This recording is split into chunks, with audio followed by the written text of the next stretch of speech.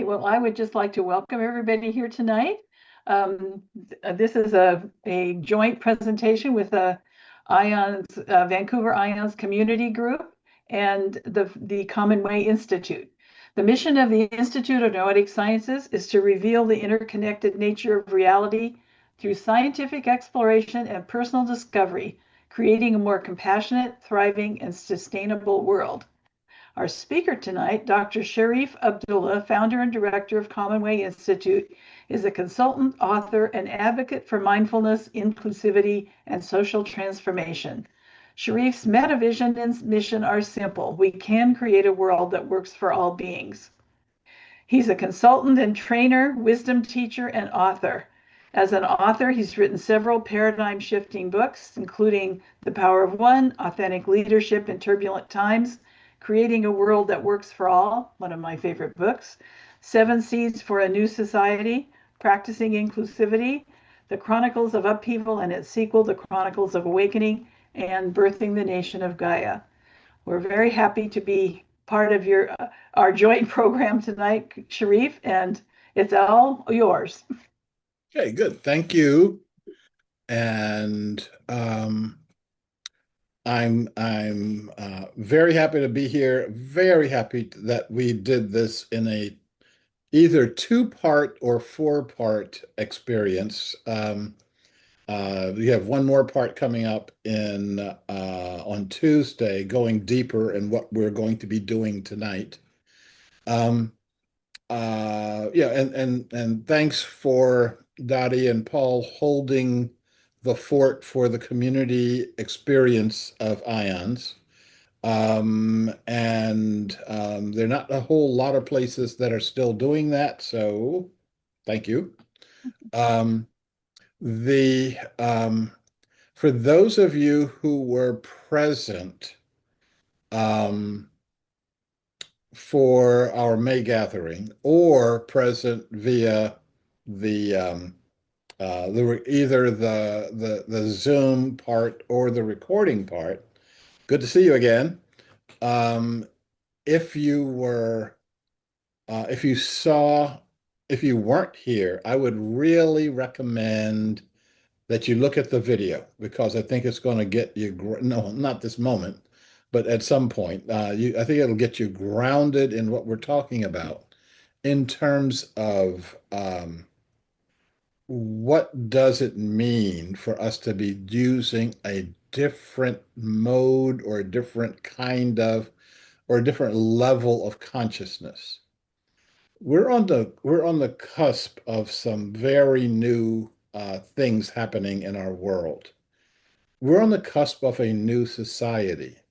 And by us thinking a particular way, by us approaching the problems that we see and thinking about them in a particular way, I think that we can start solving some of our issues, maybe even see the problem different. Maybe even see that some of the things that we thought were problems are really solutions in disguise. Um, that we can um, that we can see ourselves in a different light. What are we about here? And when I ask that as a question, one of the things that I have to do is share with you a quote from Albert Einstein. And you know this quote, everybody knows the quote. No problem can be solved from the same level of consciousness that created it. We know it. We post it on our wall. We ascribe to it. And then when it comes time to solve our problems, we go right back to the old ways that we solve our problems. I think I gave this as an example last time, but I'm going to give it a very quick example this time.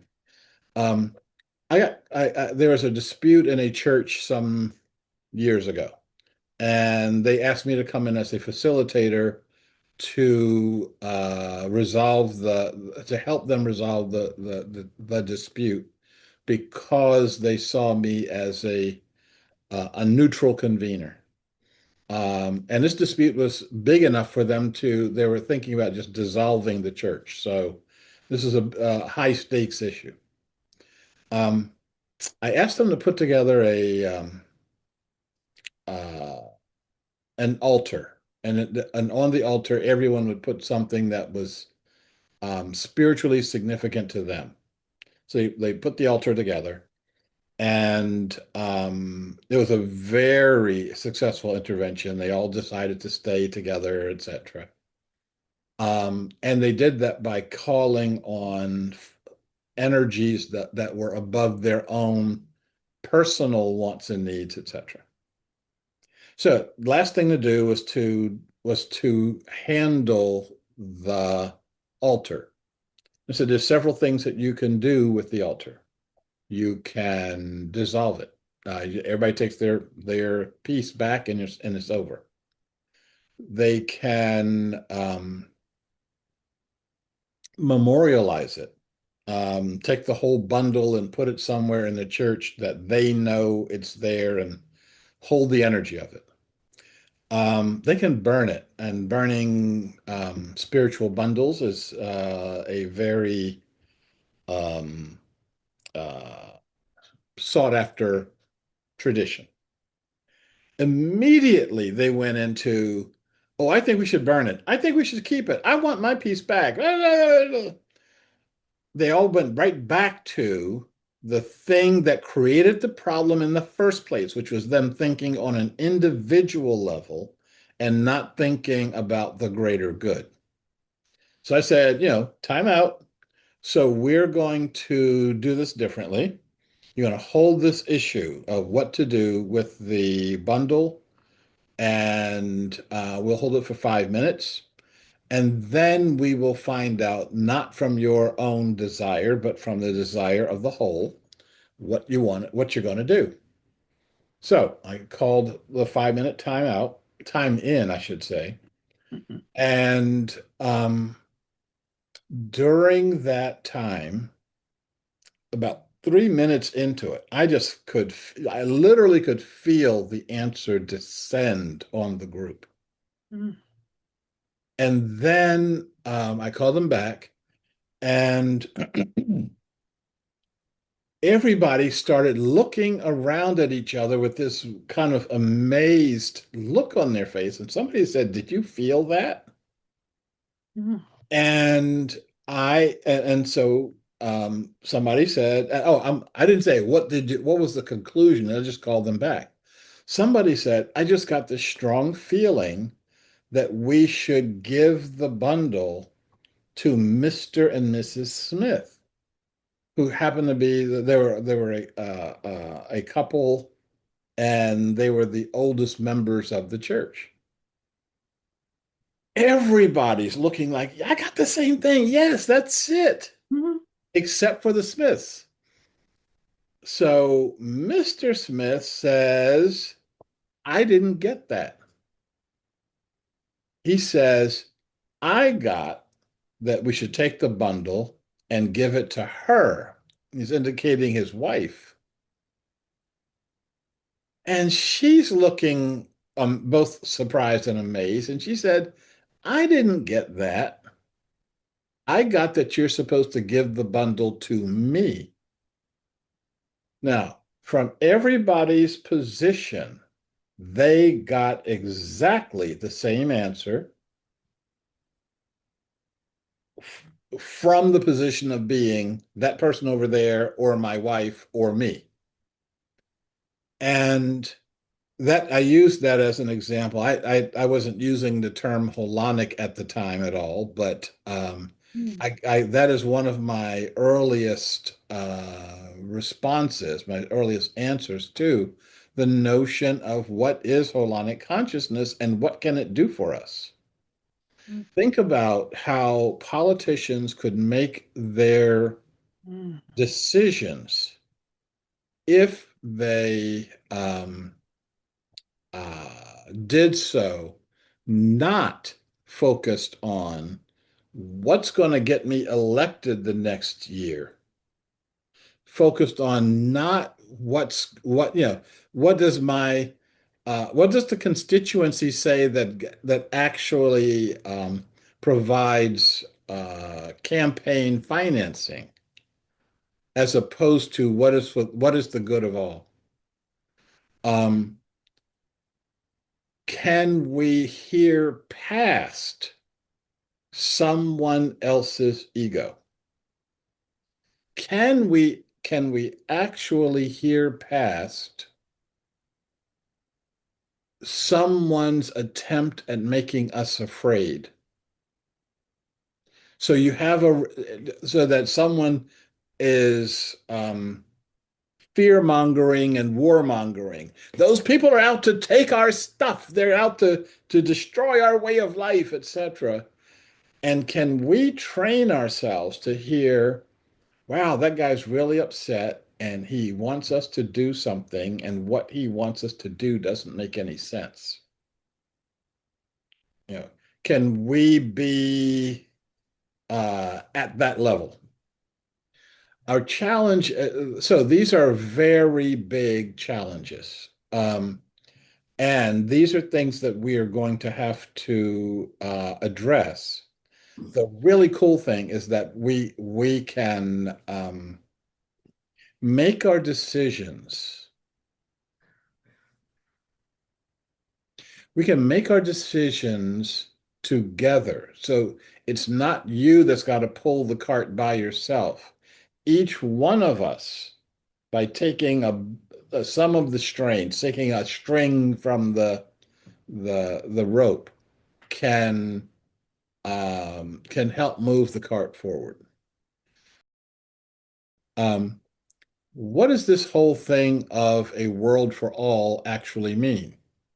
When I first wrote Creating a World That Works for All, people started using that as a catchphrase. It's not a catchphrase. It's a goal, it's a vision, and it's how you dedicate your life. It's what you actually do. There was a conference that had Creating a World That Works for All as its title. They tried to get me at the conference, and I was in the middle of doing a training in the middle of a jungle, and was not available, and so they got someone else. And the someone else they got was a person who had used the phrase a lot. And she said, when I started using the phrase, I used it as just a better way of saying, make the world a better place. So rather than saying, I'm going to make the world a better, I want to create a world that works for all. This sounds way cooler. And she said, as she was walking, oh, and by the way, she didn't read my book. So as she was walking up the stairs, and she saw this banner across the stage, creating a world that works for all, and there was a picture of the book cover. Um, she said, that's not make the world a better place. It means something different. She said, by the time she got to the top of the stairs, she realized this is a really big deal. This isn't just keep thinking whatever you're thinking and use this phrase because you'll sound cool. This really is something that can be measured. This is something that can be, when you've got it, when you're heading toward it, and when you're nowhere near it. So our challenge is, what does that actually mean?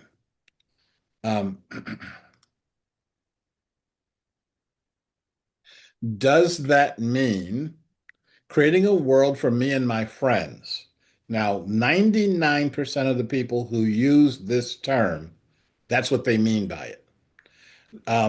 Creating a world that works for people who look and act like me, people of my social group, people of my cultural group, people of my political or religious group. Creating a world that works for all doesn't mean creating for the world that works for people who disagree with me. They're just they are irrelevant. Um, it doesn't mean creating a world that works for Americans. A world that works for Americans won't necessarily work for the rest of humanity, that the way that we consume resources. Creating a world that works even for humans won't work for the earth. We've got to be serious about creating a world that works for all beings, that works for all of the beings that you like, and then all of the beings that you don't like, and also all of the beings that you eat. And I know there are people who believe that um, uh, that they don't want to eat animals, and they don't think of broccoli as beings. Um, we can talk about that for a while. I think that everything that you eat is alive and has been alive, and you should revere the fact that they've given up their life for you. I think it's the only way that we can move forward. Um, but having this as an outlook that all beings literally means all beings. That what we have to do is start seeing, looking, feeling ourselves in a very different way. Darlene, do you still remember your question or comment? Yes, hi. Uh, I like your definition of all beings. Does that include like the earth and the sun and the rocks and the dirt and all of the other things that we participate and enjoy in this planet? Even the things that we don't enjoy. And one of the things that we do in our catalyst meditation is to recognize um, that every level, every atom of the universe is conscious. That consciousness is something that is connected to being and existence. And that means that if you can ask the question, does this involve, and whatever you put in there, the answer is probably going to be yes, unless it is a complete fiction. Um, and the science fiction author Philip K. Dick has a great definition of what's fiction and what's reality. Um, he says, if it doesn't go away when you stop thinking about it, it's reality. If it goes away when you stop thinking about it, like Lord of the Rings or whatever, when it goes away, it's fiction. Okay, we should be keeping ourselves focused on what our reality is. Victoria, you have something you wish to say. Yeah. Yeah, thank you. And maybe you're going to be talking about this, but I'm trying to, it just raises a lot of questions. So, what does works for everyone mean? And you said there was some ways to measure that. But I'm also just wondering if there were a set of politicians that really wanted to do this, what's an example of what you would teach them to do differently than they're doing now? The entire process. Okay, and I want to use this as an example of our existing process, but also the existing processes in every single culture, government, society on our planet at this point in time. And that is, we're asked people to govern by latching them into their heads. I think, and whatever else that they're saying, that's going to be part of their solution. The thing we don't do is, first of all, put them in the process of all other beings. Instead of saying, I think, we should be saying, we think. I've consulted with these other beings, and we have an answer for this. The second thing is, we have a lot more to us than our thinking. So I would say that if we were doing this, that the group would say, I think, and I feel, and I know, and the thing that triggers my joy, the thing that puts me close to my heart, the thing that when I check in with at my gut level, and we may talk about guts tonight. Just wrote down guts and see if I remember what that's about 20 minutes from now. Um, um, uh, we start getting better ideas, fuller ideas, different ideas, and we lessen our the calling on ourselves as individuals, calling on our thinking self and nothing else, and the calling of our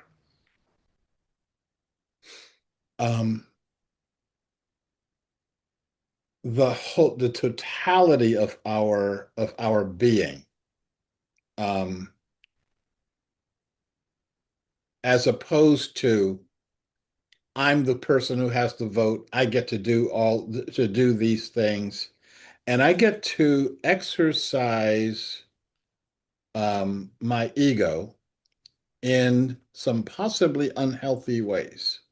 Um, uh, everybody who has an ego should exercise it, but keep it on a really short leash. This is not something that should be leading, it's something that should be following.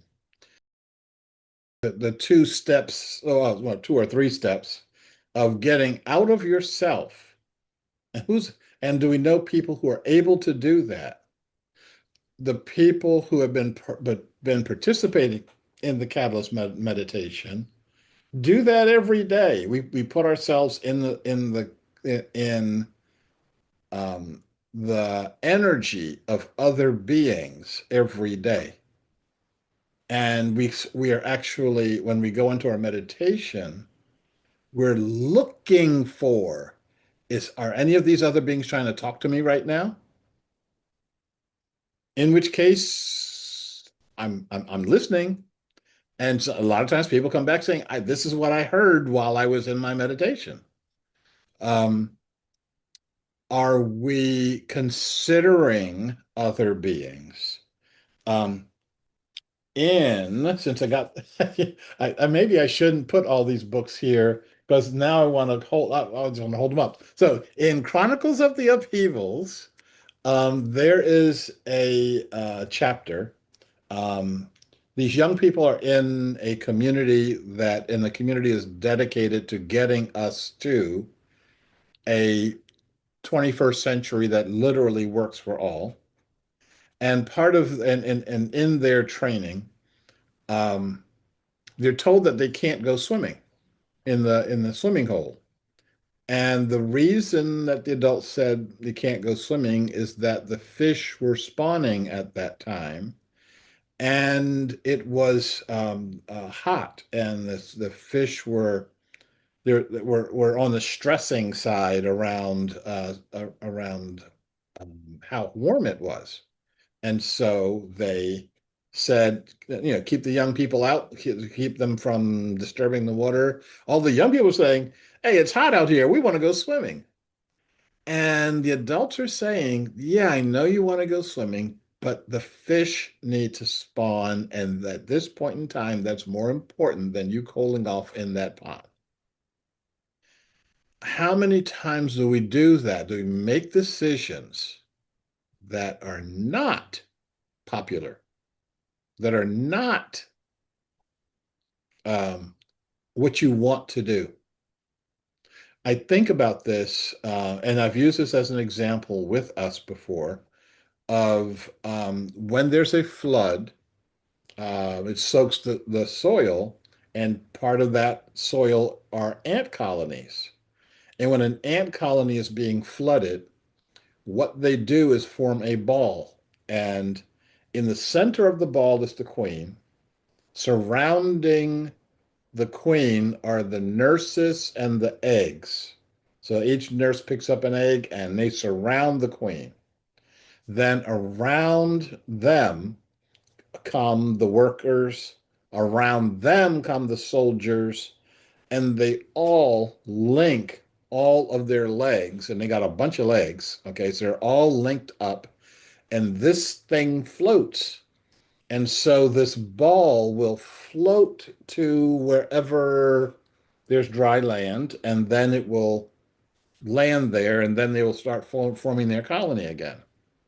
Now, the ants on the bottom of this ball drown. When they're linked up, when they get to that point, they will just literally drown, but they don't let go. So they form a raft of their own bodies, and they will act from that position. And our challenge is, can we do that? Can we act for the greater good, the greatest good, even if it means that I'm going to be on the bottom and drown? The answer to that is yes, we can. We see it happening all the time. We see the people who go into the buildings during an earthquake while the ground is still shaking to rescue people out of it. This happened to us in that big earthquake they had in San Francisco when the 880 expressway pancaked down on itself and crushed all the cars that were up on the upper decks. There were people climbing up in there while the expressway is still shaking to rescue people out of their cars. And when they did that, they didn't say, knock, knock, are you a Democrat or a Republican? Because I'm only going to rescue Republicans or Democrats. We didn't say, are you, white, black? Are you rich or poor?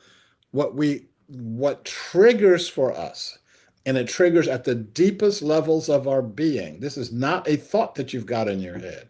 Because if you think about it, you don't do it. This is crazy. I'm going to go up in that wreckage that's still shaking, and I'm going to pull people out. It's like, no, I don't do it. We do it because we are holonically attracted to each other to do that. What I want us to do, and the work that we've been doing, is how do we get that to trigger without having to create the earthquake that's going to move us. Let's move ourselves with a stimulus a lot less than an earthquake. One of the challenges that we have right now is, for many of us, we exist in a floating state. We exist in this realm of we don't quite know what to do. We identify ourselves with what we don't want.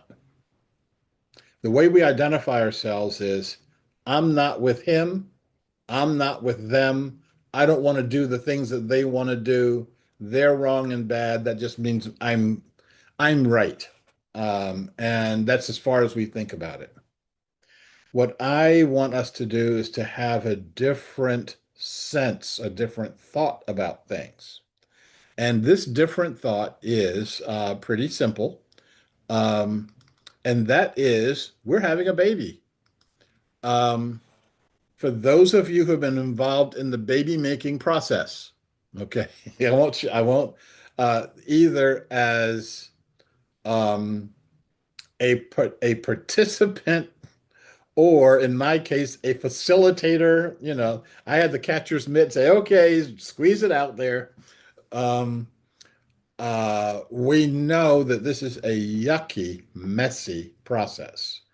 When they do baby making in the movies, you see a woman lying down, she's got a sheet over her, she goes, and then, here comes the baby, it comes out wrapped up in a blanket, it's all clean, and all the yucky stuff's been washed off.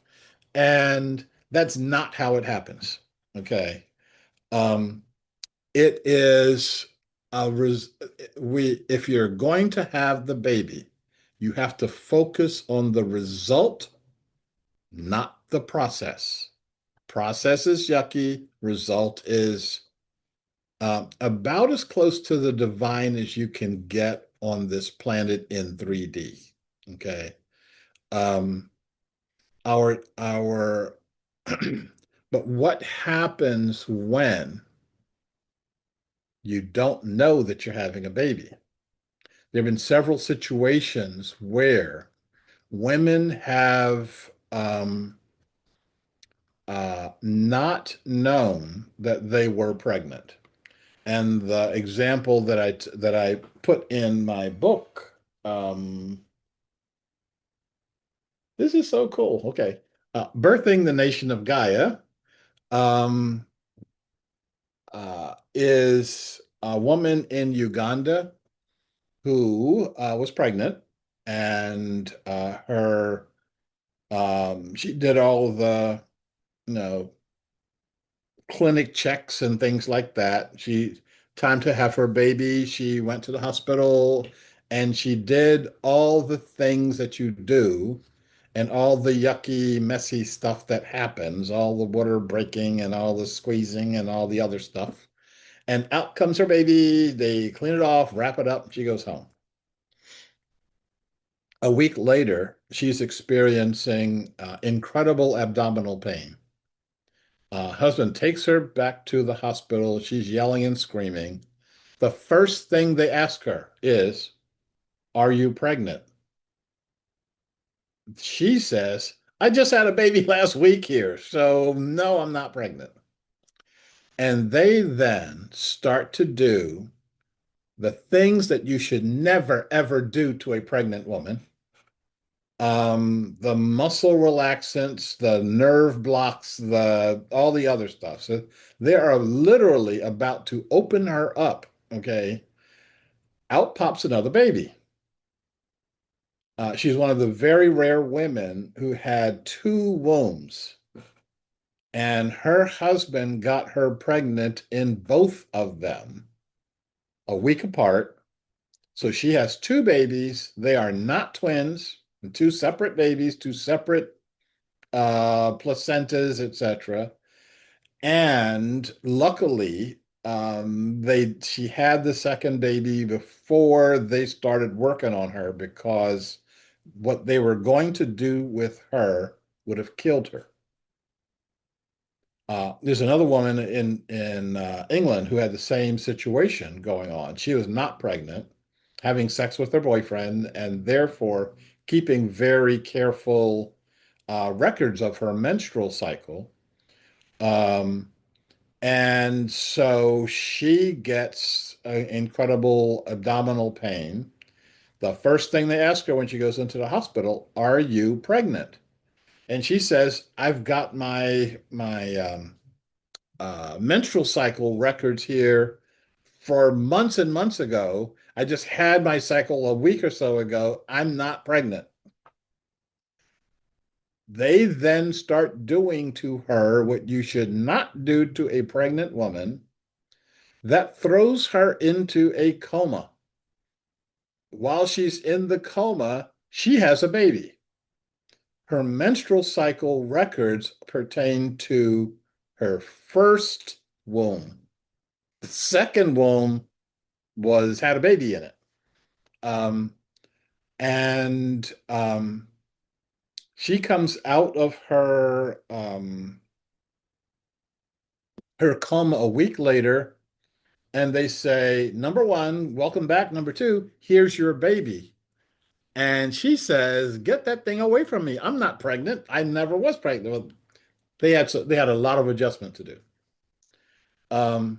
So our challenge is, can we extrapolate those interesting stories to our situation right now? Can we see that we're having a societal baby? And all the things that are going on right now are the yucky stuff that is associated with the baby. Can we do what just about every mother has done since God said, let's create motherhood? Can we focus ourselves on the baby and not the yucky stuff? Can we keep our our ideas, keep our focus on the baby? Okay. Um, Now, many of us don't believe that we even that we're pregnant. Okay. Many of us think that our society is dying. Well, in a way it is. I mean, every transformation of this kind looks like a death. But there's something else that's associated with this, and we can keep our minds and our hearts focused on what happens next. Um, if you have had a child, or if you have seen someone having a child, you know that some deliveries go really, really easy. For our first child, I think my ex-wife was in labor for about an hour and a half or so. My upstairs neighbor was having her baby, and she was in delivery for 48 hours of labor. Um, every time I even say that, I get tired. Um, I I would have gotten tired just watching this process, trying to, yeah, baby, keep going. You're going to get there. So our challenge is, can we do that?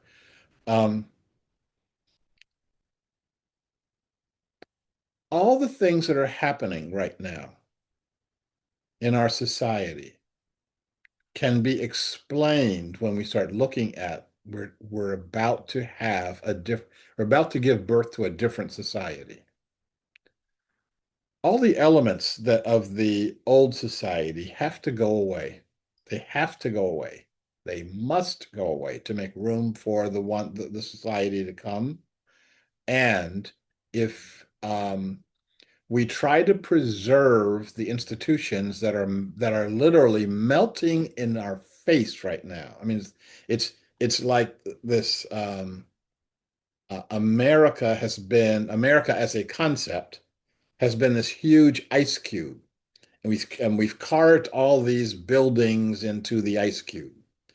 And as it's melting, we're saying, look, let's get the water back together. Let's get it, let's rebuild it, as opposed to us saying, okay, take a deep breath. What happens next? Where do we go in our journey here? And we can figure that out. I want us to see what is involved in us birthing a new society. And this is a concept that I talk about in Creating a World That Works for All. And this is uh, the hunger for the sacred. This is something that is very powerful. I think that most of us on this call have a notion of what that means for us. What does this mean for me? Um, and most of us have a notion of our own personal quest for the sacred. Now, many of you were not either not raised religious or have moved away from organized religion, but that doesn't stop you from having a notion of and a quest for the sacred. The So having a hunger for the sacred is actually good. It's the quest for transcendence. It's actually the quest that is for you to move beyond your ego self, beyond your ego limitations, for you to be aligned with this larger sense of being, this larger sense of who you are, etc. The problem is when you don't know how to get fed, when you were young, you had no idea how to be fed, so you open up your mouth and go, ah, because that's all you know. Open up your mouth and say that because hopefully somebody will stick a bottle or a breast in there, and you go, oh, it's pretty good. I'll remember that in a few hours. And that's how you got yourself fed as a child. And we learned more refined ways of doing that, honoring the hunger for food, hunger for belonging, hunger for community. And it's when you don't know how to be fed that you experience spiritual starvation.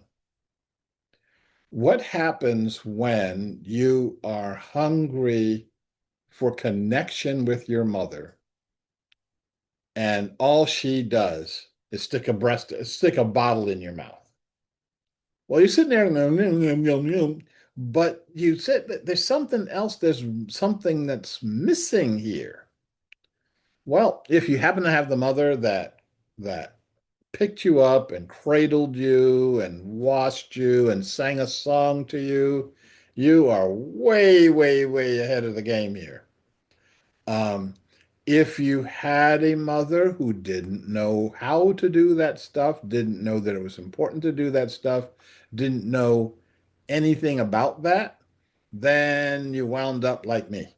Um, and where you realize that there's something important, something missing, and then as an adult you try to figure out how do you fill this hole that's been there for such a long time.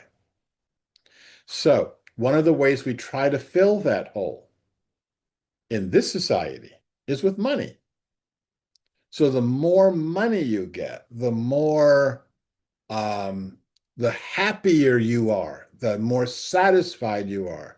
The deep yearning in your heart goes away once you become a millionaire. I hope every single one of you realize how facetious that is. it doesn't go away. It doesn't even begin to go away. One thing doesn't even relate to the other. And what we have to do is start recognizing that having, saying that, I've got $1 million, or even saying I've got $1 billion, and now there's one human being on the planet who can say, I've got $1 trillion. And the rest of us can say to each one of those categories, so what? There's an amount of money, and it's way below $1 million, that allows you to pay, that allows you to get a roof over your head, get food to eat, and get fed. Past that, there's gravy, take a trip every once in a while, but there are lots of other things that we can and should be doing that we're not doing because we don't know how to get fed.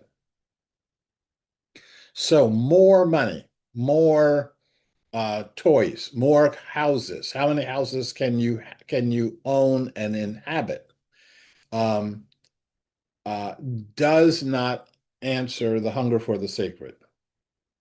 Um, Staying in constant fear does not answer the hunger for the sacred. Buying into the consensual lie. And in our society, we've got a bunch of lies that say you're happy if you have $1 million. You're happy if you can dominate other people. You're happy if uh, have 25 cars. Um, and so so if you are hungry for the sacred, and if you are living on this planet, it's built into our system. If you don't know how to feed that hunger for the sacred, and for most of us in this society, we don't know, you wind up with something I call spiritual starvation. And spiritual starvation is prevalent in our society. If you actually look at how our leaders act in the world, the things that they do, you're looking at walking, talking examples of spiritual starvation. You look at the people and again, I'm going to call names, but I can call any kind of name. Um, uh, Look at them with what the Zen Buddhists call beginner's eyes. Don't come, oh, they're Democrats, so they're good people, or they're Republicans, so they're bad people. It's like, no, just let go of that and just see, are these people happy? Are they self-satisfied? Are they satisfied from being of service to others, as opposed to being self-serving, serving themselves? So there's all sorts of things that you can look at and see, yeah, there's a whole other way of looking at these things. So I want to give you some examples of what I think of as spiritual starvation. And I want us to divide into some groups within the next 5 minutes. I'm giving Dottie a heads up that we're going to divide into let's say 4 groups of 3 or 3 groups of 4, somewhere around there. But the symptoms of spiritual starvation include anger, escapist behavior, denial and numbing, control and manipulation. This is how people who are experiencing the hunger for the sacred and they don't know how to feed themselves, this is how they operate in the world.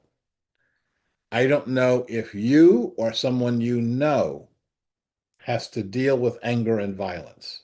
Now, there are all these things in the world that talk about processes of anger management, learning, meditation, et cetera, et cetera. You can ameliorate these symptoms. You can lessen the symptoms, but it doesn't make them go away. You can put more emphasis on one, like I can walk away from my anger and violence, but I'll spend more time in escapist behavior. I'll spend more time with control and manipulation. So, uh, what a spiritually starved person looks like. Um, they look angry and they hate easily. Look at our politicians on both sides. They're destructive of themselves, they're destructive of others, and they're destructive of society. Look at how they talk. Look at what they say. They act in powerless ways. I found this out when I was, 15 or 16 years old, that if you pick up a brick and you put it through a plate glass window, it's a very satisfying feeling. For about 3 or 4 minutes. It's like, wow, did you see that? Whoa, I'm really hot. And then you got to pick up another brick and you got to throw it through another window because that doesn't last. It's a powerless act. They have low self-esteem and their esteem of others is low. So a person with high self-esteem can raise the esteem of others, can say good things about other people. And if you can't, that's a sign of your own low self-esteem. They're armored, stiff, and unbending. They've got a low life force, and I think you understand what I mean by that. They don't seem to have internal energy. They're unbalanced and they lack centeredness. They act like they're empty. They are empty and they act that way. They're profoundly unhappy, even in the middle of laughing and joking, etc. You can see that this is covering a veneer that covers the depth of unhappiness. They have a limited experience of life. They don't want to encounter life because they're afraid of it. They're afraid of what's going on in the world. They're judgmental and critical, again, of themselves and of others and of society. And they're afraid. They're afraid of just about everything. So if we know that's what spiritual starvation looks like, what does a spiritually fulfilled person look like? Well, they radiate love and compassion. And we know people like that. We've seen people like that. And you want to be around people like that. You're not even sure why, but you want to, that's who you wanted to gravitate toward. They're creative, flexible, and adaptable. They radiate power. And again, from inside, they're not because they're commanding people to do this and that. They really radiate power. They radiate divine energy, which is really the same thing. They're grounded and centered. They act like they're satisfied. They act like they're satisfied. In that, I think a lot about Warren Buffett, someone I would like to meet. When you see him, when you listen to him, he just seems like someone who is having fun.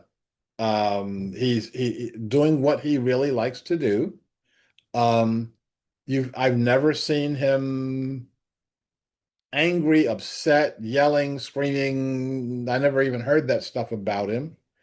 Um, Living in wasteful ways, etc. I mean, and You can do that as a poor person, and you can do that as a rich person. That has nothing that your outside status has nothing to do with whether or not you can hold yourself as satisfied and fulfilled. They're profoundly happy. They radiate happiness and fulfillment to others. They're not ruled by their needs or desires. They see life as abundant. This is reminding me of something my friend Lynn Twist said once. This is when she was working on something that was called the Hunger Project, and she was raising money for it. And she was talking to a group, and she was in New York, in Harlem, at a Harlem church, and uh, finished making the pitch for the Hunger Project. And a woman at the church um, she had her paycheck with her. She was a janitor, and took her check, signed the back of it, and gave it to Lynn. And she said, "You can give this to people who really need it. I'm okay this month, so that's." And this is someone who, although they had very limited means, they had to work for a living. They also were not ruled by their own needs or desires. They could help others. She could say, "I'll be one of the ants on the bundle that's going to get us floating, even if I'm not the one that's floating." They have deep experiences of an appreciation for life, and they're empowered and they live beyond their fear. Okay, so what does a spiritually fulfilled society look like? The basis of that society is love, joy, and compassion. If you ask yourself, is that the basis of American society right now? The answer is no. Is that the basis of any society on our planet right now? I'm going to say maybe one. And my example is something that you probably will agree with, and that would be the Kingdom of Bhutan. If you don't know about Bhutan, you should, and we may talk more about that as we go along here. Um, it supports creativity. Everyone in the society is empowered and is empowering everybody else in the society. It's flexible, adaptable. There's an acknowledgement of the transcendent, and I don't mean religion. I mean, I'm talking about beyond religion. People who have a sense beyond their religion. They support satisfaction and fulfillment. The gross happiness index, profoundly happy society. The purpose of society is to serve others and the earth. And the notion of the society is dynamic abundance. Everybody's experiencing abundance. That they're part of the web of life, not part of the web of money. Okay, so here's my question. And the question is two parts. Number one, have any of you had an experience of that kind of society in your lives? I'm trying to get the sunbeam out of my eyes here. Does anybody have an experience of that kind of society in their lives? It could be how you see the society that we share right now, the American society. If it's not that, it could be the society of your church. It could be the society of an event. You know, you went to Woodstock, or you didn't go to Woodstock, or you've got some experience, and it could be the society of non-humans. being with a group of beings who are not human beings and sharing joy, happiness, creativity with them. I want us to divide into our groups now, um, and see how have you had these experiences, and um, what was the experience? And let's spend, let's say, 6 minutes. And that's going to mean that each of you, if you're in a group of three, will get to talk for 2 minutes, which is a really tiny short time. But that's if we're going to get to the rest of this, that's all the time we got.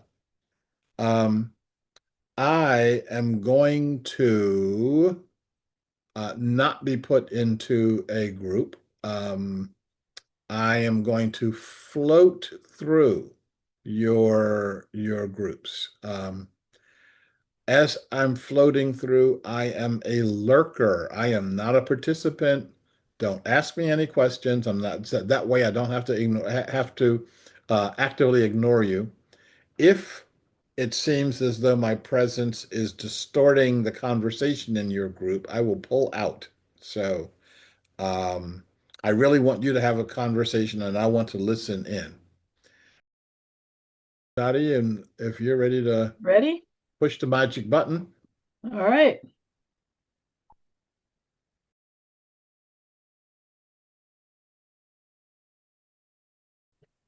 Is there anyone who heard something in their room that they thought would be interesting for the rest of the group to get? Um, and I just see in the chat, LR, which I think is Leanna, said, just figured out how to unmute. So, Oh, so, but yeah, did anyone hear something that they'd like to share with the larger group that they thought was an interesting response to what I put out there? And if not, okay, we can just kind of move on. But I'm waiting to see if there is someone who will raise their digital hand or raise their meat hand. And I see that Milt's raised his hand. And so take it away, Milt. Yeah, I was in the group with Teresa, and we knew each other a little bit. She was with Portland IONS, and I talked with that group. But she shared about her husband's passing and his connection to indigenous cultures and their spirituality, and connected with it deeply and passed very gently in the next realm. And so thank you, Teresa, for sharing that. Yeah, it is it's a step. And the way we take that step in this society is very different from the way other societies take that step. And we can learn a lot from the other societies, and have that feed our hunger for the sacred. Even in a moment of sorrow, can help feed that hunger for the sacred on the one hand. On the other hand, um, we can hold ourselves rigid, not know that there's this thing called the hunger for the sacred that's going to expand us, and not knowing it, make ourselves smaller. Darlene, you've got the floor now. Yeah, when we discussed we kind of had a picture of what the sacred would be and what we have experienced ourselves, but the solution seems to be very dire. That if we're going to have all beings, maybe the ultimate goal is to the ultimate solution would be for mankind to step out of the picture. Mm. That is an observation that is prevalent in our society. I don't believe that to be true, and I act as though that's not a goal. But what the goal is, I believe, is for us to step out of our dominant view of ourselves, that we are not the best, the only, the brightest beings on the planet. We can share this planet with, as Native people say, all my relations, that we're all related to each other. We all should be acting like family, um, sharing the road with each other. Um, I had an experience that took me to a place in Portland that was relatively, I don't go to often. Okay. And I had to cross the street. And I had to cross the street in two different occasions. In both occasions, almost got run over. The first occasion was because I was crossing the street against the lights. The traffic was going in one direction. I was going in the other direction and almost got flattened, acting like I'm the one wearing the bumpers. And the one today was I was obeying all the lights. I was obeying this walk signs, etc. The car that was turning, there was a no turn on red sign. It was red.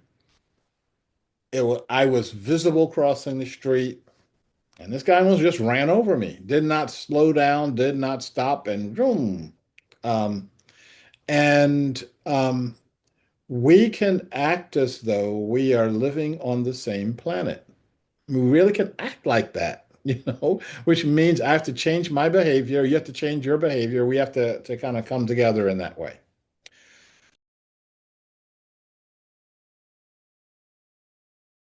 Something that I worked on some years ago and worked with someone I was very much influenced by. And this is called the 12 Global Challenges. And I've got a few questions for us to do in group settings.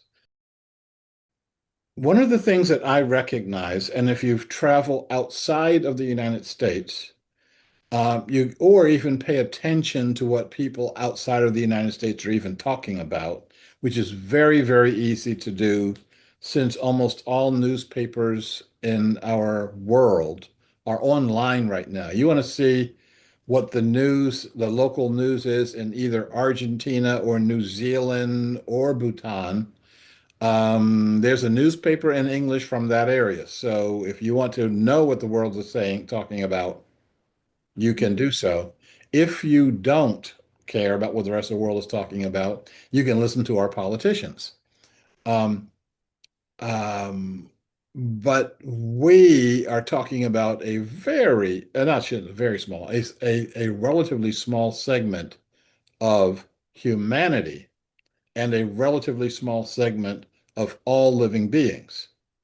So, some years ago, I was working with someone then whose name was Dr. A.T. Aryaratne. He is referred to as the Gandhi of Sri Lanka. So I got to hang out with Gandhi for a while. Um, and this is where he's talking to one of the smaller meditation groups who are meditating for peace. Hmm. This one's only 100,000 people. We did bigger ones. The biggest one I participated in, actually the biggest one they participated in, was 500,000 people in one spot.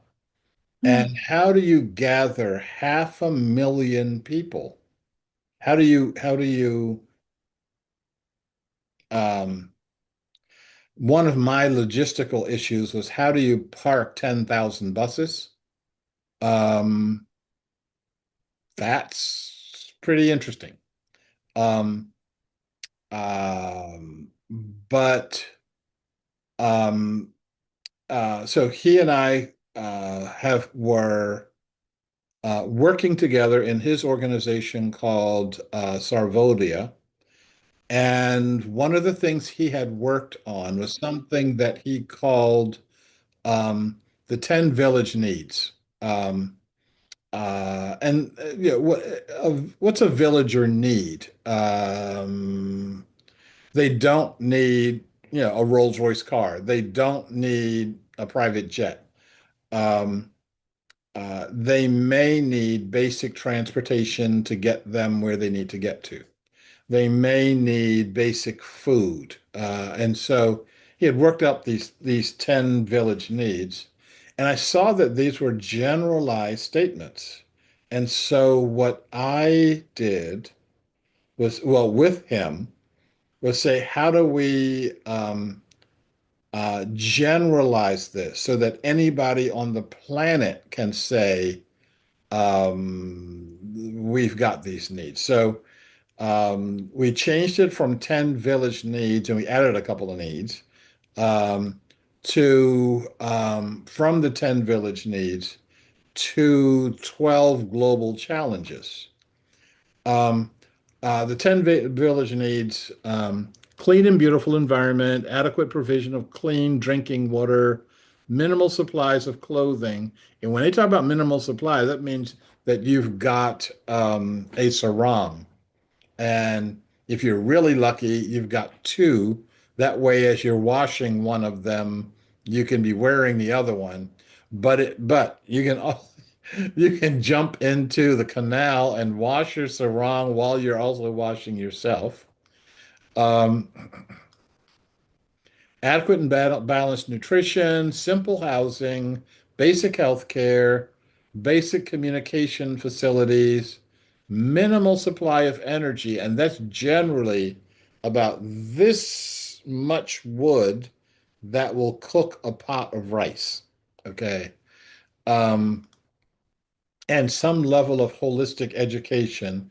And I guess, and by holistic, he meant meaningful as opposed to Western. Um, how do you get an education that's going to help you do what you need to do? Uh, Satisfaction of intellectual and cultural needs. So together, what we did was morphed that into the 12 global challenges. And these are, again, the 12 things that in every society we need. Um, uh, Adequate security. You should be secure in your person, in your family, and your your community.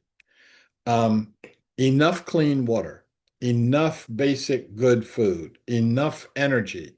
So, um, in our society, a bundle of sticks this thick and about that long is not going to get you very not going to get you down the road. You're going to need enough electricity.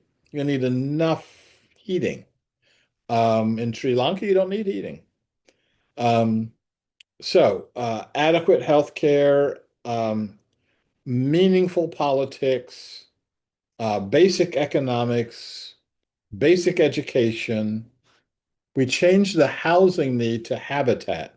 So it's not just that you need a house, you need to be living in a community that actually works.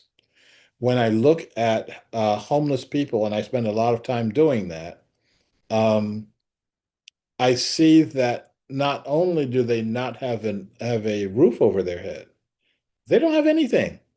And us not having enough of anything is driving their problem. Um, Basic ecology. I can say more about that. I can say more about all of these things. Um, Adequate media so that you actually know what's going on in your own community and your spiritual cultural needs are met inside the nature of your community. Um, a person in Bhutan is going to answer these things differently than a person in Vancouver, Washington. But that doesn't mean that you don't have basic water needs or basic energy needs or basic habitat needs. Um, so, so I am going to, I think, ask our first question here, but I got to get this back up here. Um, so, um, of these 12 global symptoms or 12 global challenges, there's only really one challenge, and that is how do we change our consciousness to address these 12 things?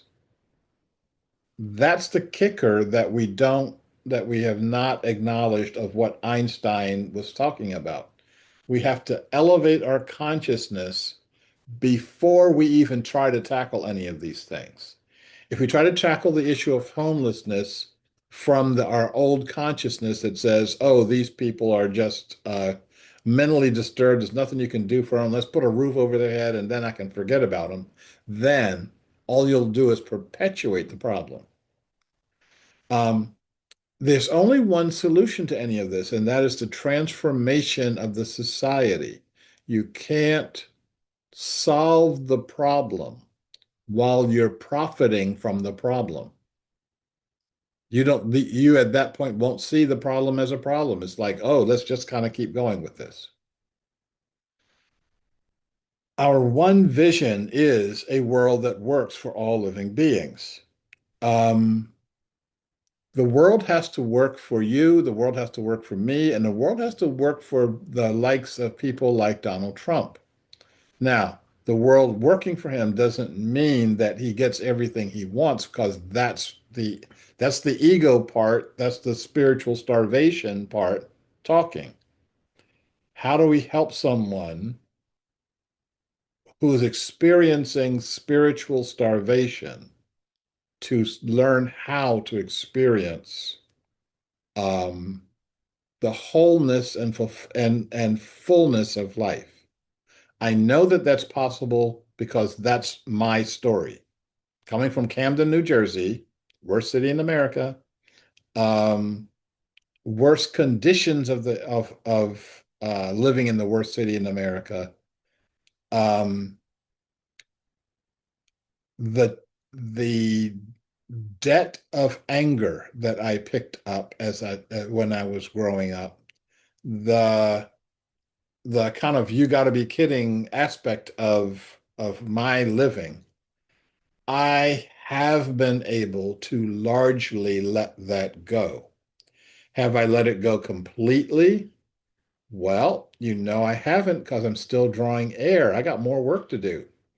Um, have I let go of large parts of it? You bet I have, because if I didn't, I wouldn't be able to do this presentation. I wouldn't be able to um, understand my own reality.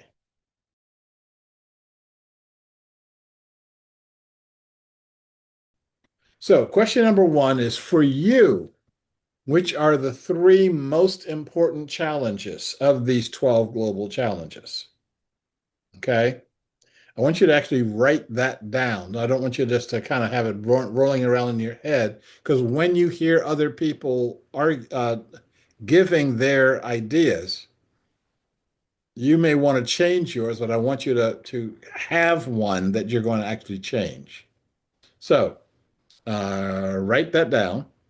Second question is, this is not a question. I have said that water, food, and energy is what I call the big three.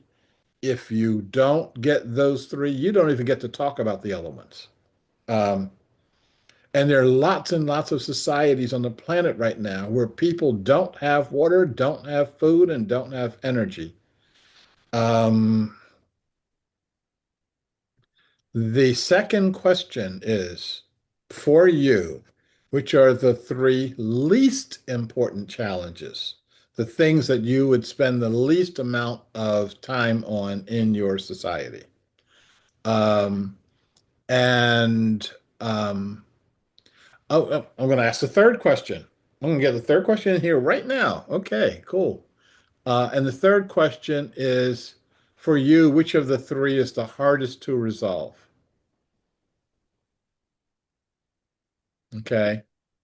Um, I'm sorry, which are going to be the three hardest to resolve? Okay.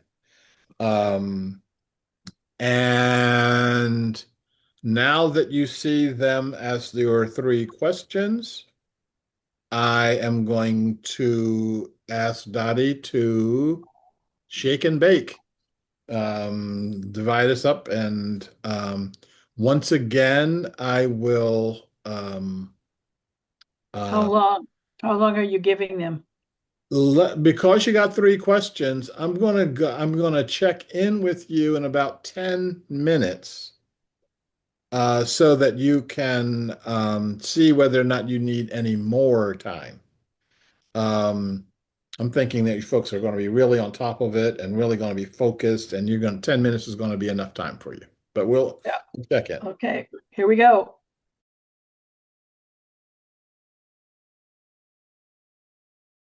Did you hear something in your conversations that you would like to bring to the larger group of what you heard, not necessarily what you said? Um, and once again, get rid of that one and we're going to pull up this one. I'm looking to see whose hands are going up or who's waving their meat hand around to get attention. I don't see meat hands moving around.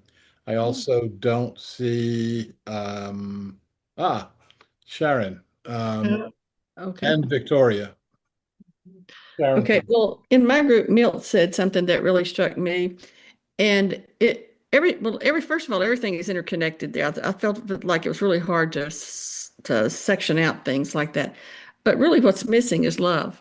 Mhm. Love for ourselves and love for the earth.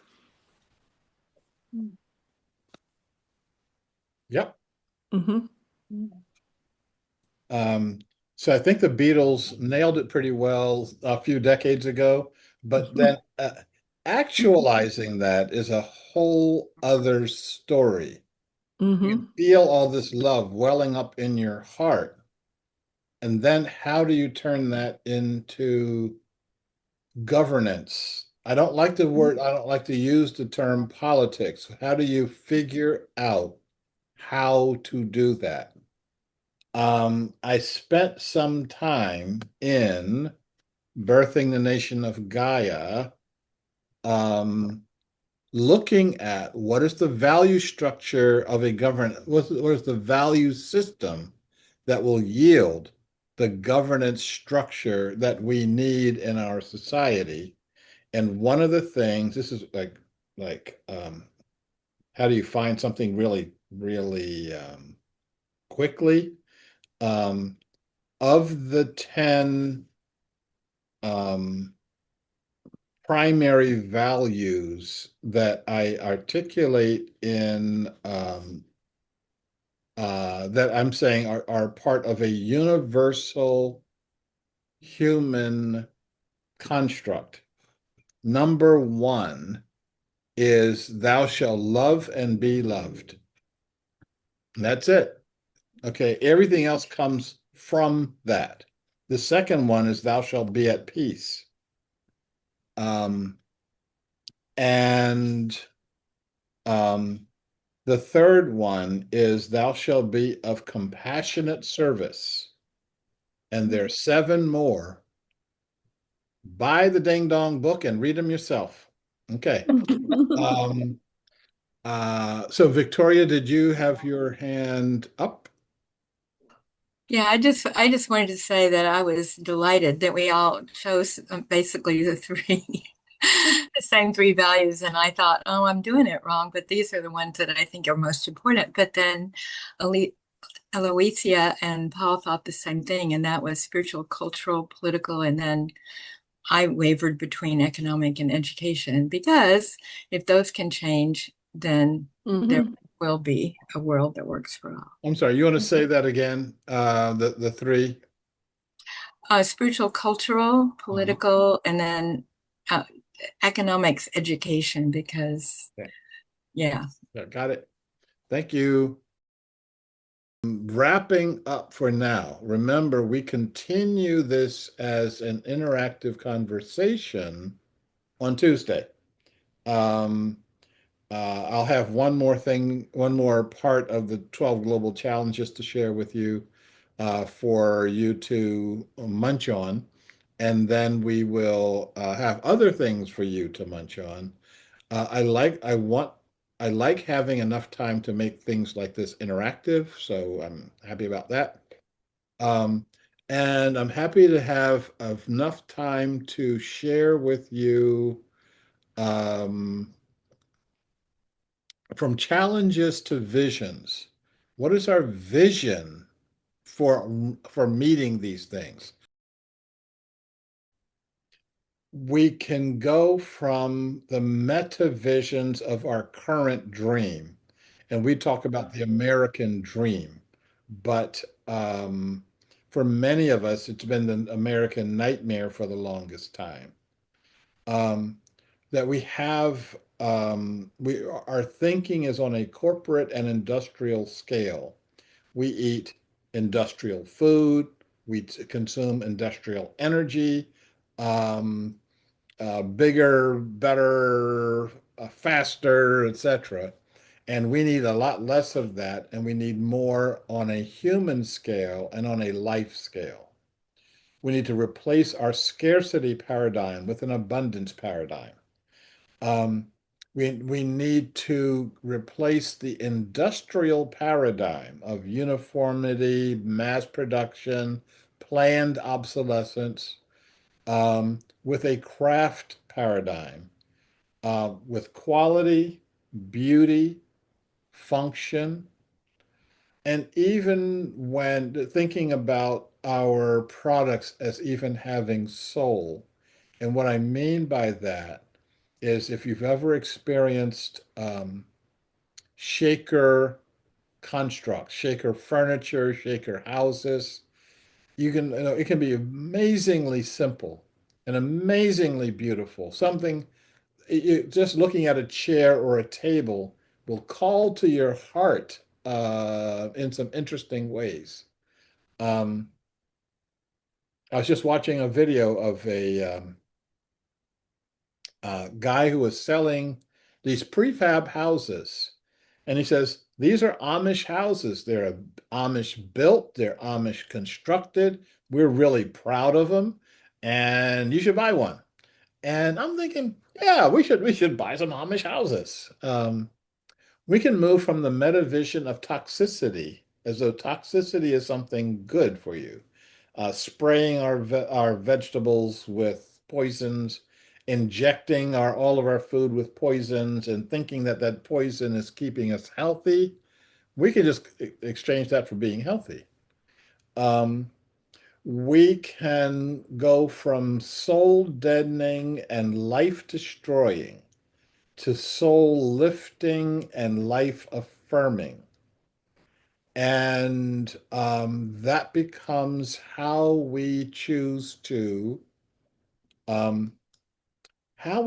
walk on this earth, how we choose to walk with each other, how we choose to do our basic connection with each other, and give ourselves something that will be where we can function together and be uplifting each other as we're being functional with each other. Needless to say, I can say more. Needless to say, we got Tuesday. We'll say a lot. So let us all go. Let me remove the spotlight so that we can all wave to each other. And I look forward to talking to you. If you want to turn on your microphone and say goodbye, you can do that too. Look forward to talking with you on Tuesday. And thank you very much for coming, and we'll talk some more on Tuesday. See you. Great to see you all. Yep. Thank you, Donnie. Yeah. Very nice. Thank you. Thank Very you. Yeah. Excellent. Thanks, everyone. Yeah. Thank you. Bye. Thank you, Bye. Shariff. Yeah. Bye. Thank you. Yes. See you.